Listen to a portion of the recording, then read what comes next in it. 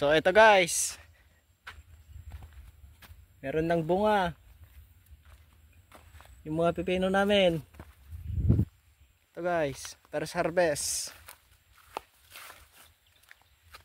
Ito guys, first harvest natin sa mga pipino. Yan. Tignan natin yung mga bunga nila. Mag-harvest tayo. Ito guys, may 3 na akong napitas. Yan, ito yung mga bunga nila guys, oh. Yan. Doon.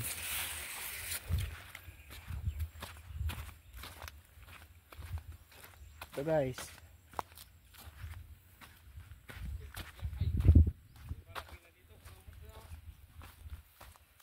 Yan, malaki na to guys, oh. Pwede na tong i-harvest. Itong mga ganto. Yan, meron pa dito guys, oh. Yan, oh. Yan, mag-harvest na tayo guys. Ito, oh. Ito guys, may malaki dito guys, oh.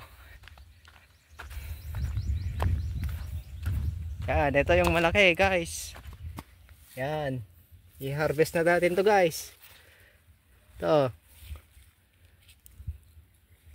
Yan. Ito guys.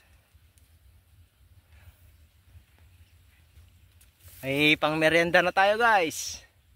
Ito. Yan. Nung nakaraan na nagtanim kami ng pipino, nasa lanta guys.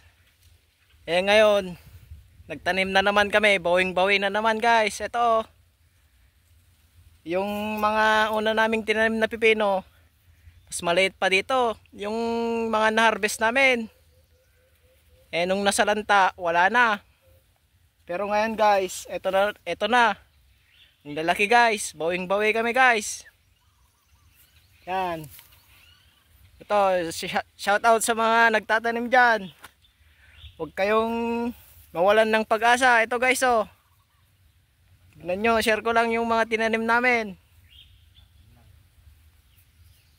Yung tinanim namin na unang pipino. Ang liliit ng mga bunga, tsaka nasalanta pa. Tapos ito guys. Ngayon, bawing-bawi kami guys. Ito. Sa mga nagtatanim dyan, laban lang guys.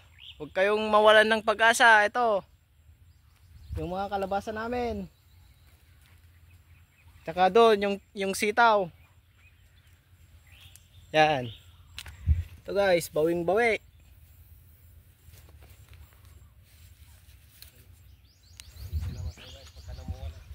Yan, i-update ko na naman kayo pag mag-harvest ako guys.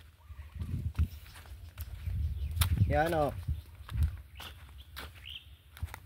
Sa Sabado siguro guys, mag-harvest ulit ako.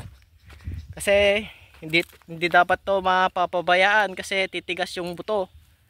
Yan, ito guys.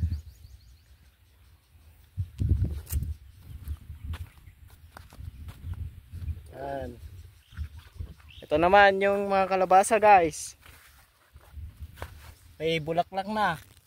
Diyan, oh. Yan, update ko kayo. Yan lang guys. Bye bye.